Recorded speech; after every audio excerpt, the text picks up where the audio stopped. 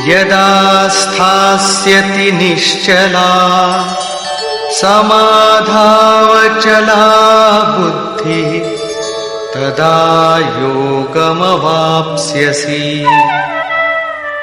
अनेक प्रकार के वेद वाक्यों को सुनकर विचलित हुई तेरी बुद्धि जब परमात्म स्वरूप में समाधिस्थ होकर अचल स्थिर ठहर जाएगी, तब तू समत्व योग को प्राप्त होगा, पूर्ण समस्थिति को प्राप्त करेगा, जिसे अनामय परम पद कहते हैं। यही योग की पराकाष्ठा है और यही अप्राप्त की प्राप्ति है। वेदों से तो शिक्षा ही मिलती है, किंतु श्री कृष्ण कहते हैं श्रुति विप्रतिपन्ना। श्रुतियों के अनेक सिद्धांतों को सुनने से बुद्धि विचलित हो जाती है। सिद्धांत तो अनेकों सुने, लेकिन जो सुनने योग्य है लोग उससे दूर ही रहते हैं। ये विचलित बुद्धि जिस समय समाधि में स्थिर हो जाएगी, तब तू योग की पराकाष्ठा अमृत पद को प्राप्त करेगा।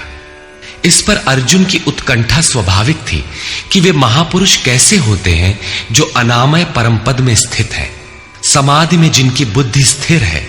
उसने प्रश्न किया। अर्जुन उवाच,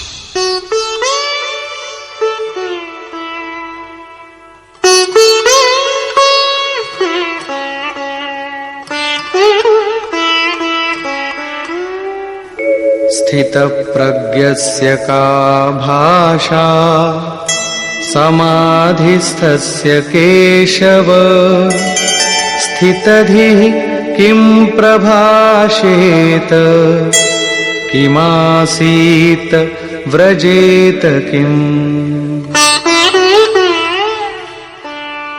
समाधीयते चित्तम यस्मिन् स आत्मा एव समाधिः। जिसमें चित्त का समाधान किया जाए वो आत्मा ही समाधि है। अनादि तत्व में जो समत्व प्राप्त कर ले उसे समाधिस्थ कहते हैं। अर्जुन ने पूछा, केशव, समाधिस्थ स्थिर बुद्धि वाले महापुरुष के क्या लक्षण हैं?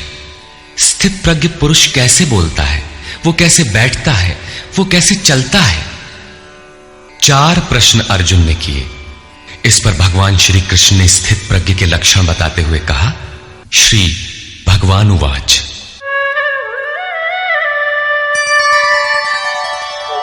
प्रजहाति यदा कामान् सर्वान् पार्थमनोगतान् आत्मन्येवात्मना तुष्टः स्थितप्रज्ञस्तदुच्यते। पार्थ, जब मनुष्य मन में स्थित संपूर्ण कामनाओं को त्याग देता है, तब वो आत्मा से ही आत्मा में संतुष्ट हुआ स्थिर बुद्धि वाला कहा जाता है। कामनाओं के त्याग पर ही आत्मा का दिग्दर्शन होता है। ऐसा आत्माराम आत्मतृप्त महापुरुष ही स्थित प्रज्ञ है। दुःखेष्वनुद्विग्नमनाः सुखेषु विगतस्पृहः वीतरागभयक्रोधः स्थितधीर्मुनिरुच्यते। दैहिक, दैविक तथा भौतिक दुखों में जिसका मन उद्विग्न नहीं होता, सुखों की प्राप्ति में जिसकी स्पृहा दूर हो गई है तथा जिसके राग, भय और क्रोध नष्ट हो गए हैं, मननशीलता की चरम सीमा पर पहुंचा हुआ मुनि स्थित प्रज्ञ कहा जाता है। उसके अन्य लक्षण बताते हैं।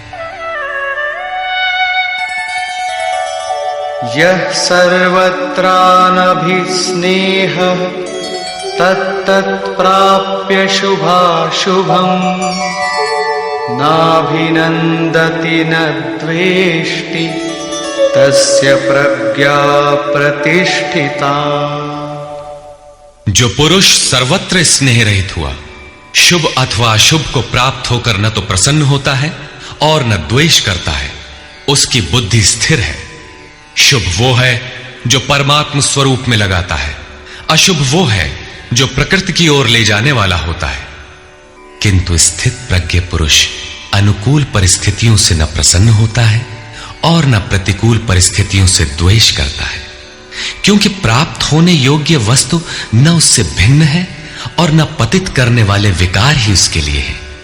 अर्थात अब साधन से उसका अपना कोई प्रयोजन नहीं रहा। ऐसा व्यक्ति स्थित प्रज्ञ कहा जाता है।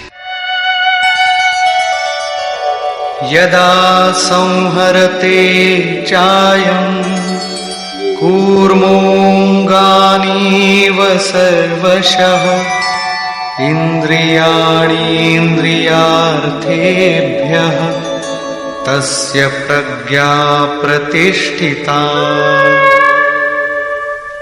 जिस प्रकार कछुआ अपने अंगों को समेट लेता है, ठीक वैसे ही ये पुरुष जब सब ओर से अपने अंगों को समेट लेता है, तब उसकी बुद्धि स्थिर होती है।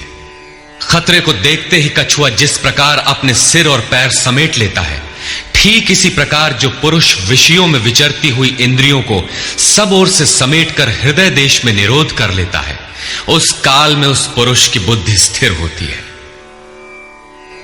किंतु ये तो एक दृष्टांत मात्र है। खतरे का एहसास मिटते ही कछुआ तो अपने अंगों को पुनः फैला देता है। क्या इसी प्रकार स्थित प्रज्ञ महापुरुष भी विषयों में रस लेने लगता है? इस पर कहते हैं, विषया विनिवर्तन्ते निराहारस्य देहिनः रसवर्जं रसोऽप्यस्य परं दृष्ट्वा निवर्तते।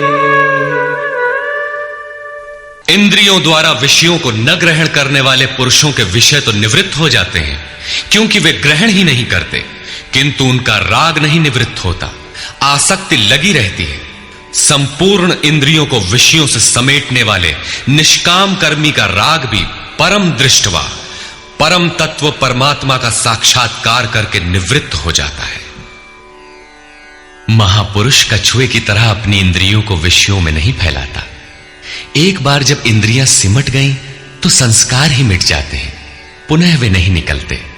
निष्काम कर्मयोग के आचरण द्वारा परमात्मा के प्रत्यक्ष दर्शन के साथ उस पुरुष का विषयों से राग भी निवृत्त हो जाता है। प्रायः चिंतन पथ में हठ करते हैं।